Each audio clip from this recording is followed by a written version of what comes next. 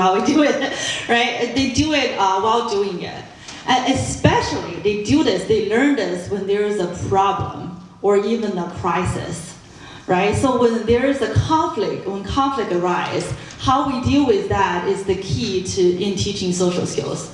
So I think a good example, a good metaphor for that is, so my husband is a hardcore runner, right? So he runs, he gets up at 5:20 every morning and goes to, and go run for an hour and comes back after 7, right? Every morning from 6 to 7, he's a hardcore runner. So they have a motto in the runner's world. So when you're running and it's exhausting, it's really tiring. I mean, it's hard than just sitting here. The sitting here is easy, but why do these people go out to run and then it comes to a point that when you're physically exhausted and it sucks, right? That feeling sucks.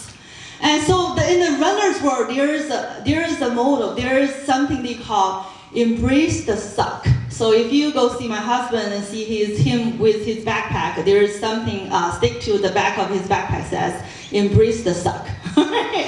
So I think this is the key in teaching social skills. It's when there is a problem, when there is an issue, when there is conflict, there are conflicts, especially when there is a crisis. You embrace it and you confront it and just let's talk about it. Let's sit down and let's talk about how you feel. Let's talk about how other people feel. We can even draw pictures. Let's talk about what happened. We can draw stick figures. What happened? And at that moment, how does this person feel? How does that person feel? And these are the way, when we talk about these difficult moments, right, we embrace the suck and we just confront it, and this is how we teach social skills. Also, I think there is another question about critical thinking. I think it is the same thing. When you and your child disagree with something, you embrace it and you confront it and you sit through it, and that's exactly how you say. You're not going to teach critical thinking by teaching them lessons. This is how you do critical thinking. There are 7 steps. This is not the way to do it. You do it when there's a problem, and then you sit there and you sit through it, and you confront it, and you teach them the process, and you gotta do it many times before they get it. So you mean learning by doing, so that when the real time comes, you need to do it, you know how to do it, right? That's the kind of way. And that's good. So that killed one item I have here. And I really want to hear questions and whatever. Yeah, you want to say something? Jump start. I guess it's Sue, right? I'm Jerry. Jerry. You want to talk to the mic so that because it's a. So Jerry, I really inspired for your comment about great institution, make every institution interactive, right?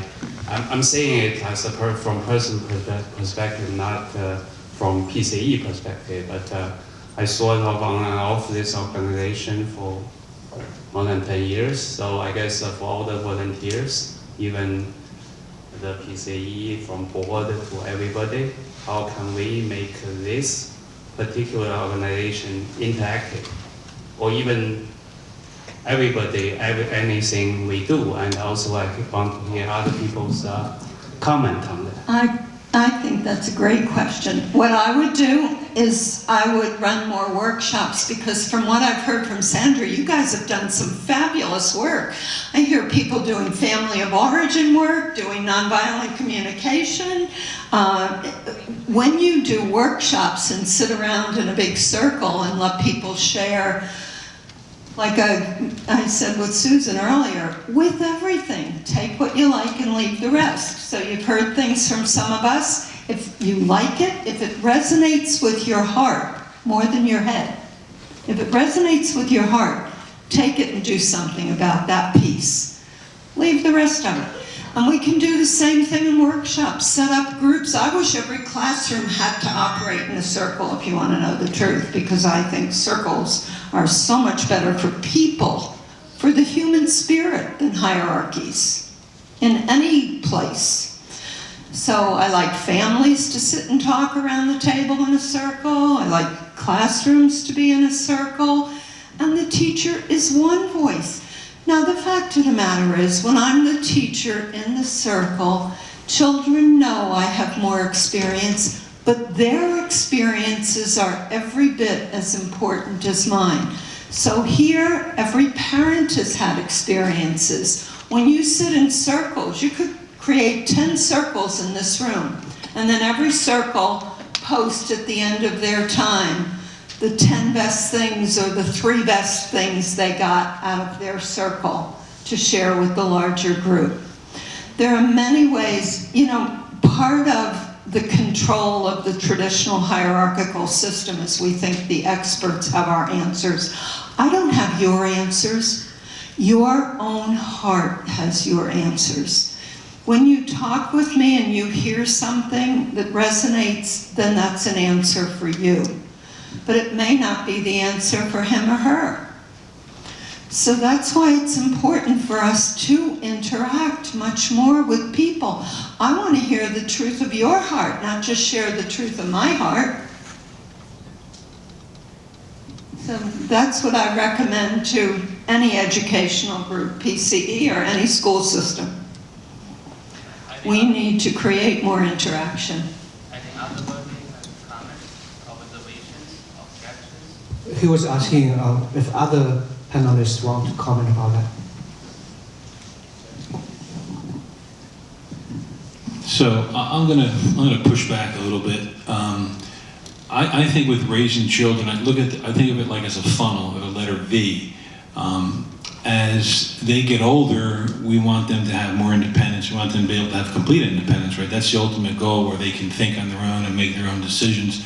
I think when they're younger, they need a little bit more direction. But at the same time, I think they need exploration. And I know with my own kids, we tried to expose them to a lot of things when they were young. Different sports, musical instruments, social things, theater, and see what they were interested in. And then as they got older, they naturally chose other things over other things. My one daughter chose sports, was more interested in sports than dance and theater, where my other one preferred dance over sports, and they started to make choices. And so as they got older, we allowed them to make choices. But I think they have to be age appropriate. I don't want my 7-year-old telling me she doesn't need to go to the doctor for whatever reason because that's what she feels.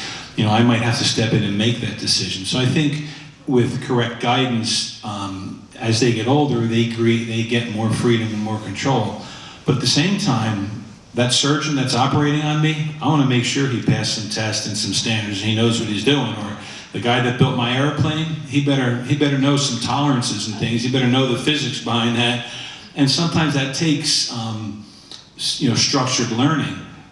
So though I agree with some of the principles, because that's why with my own kids, I've homeschooled them and I've been able to adapt their program for them. But at the same time, I have to prepare them for the world that is, not the world that I want. And the reality is there are standardized tests and there are requirements, and maybe someday there never will be, but there are, and there will be for the foreseeable future. So I have to prepare students to operate in that world.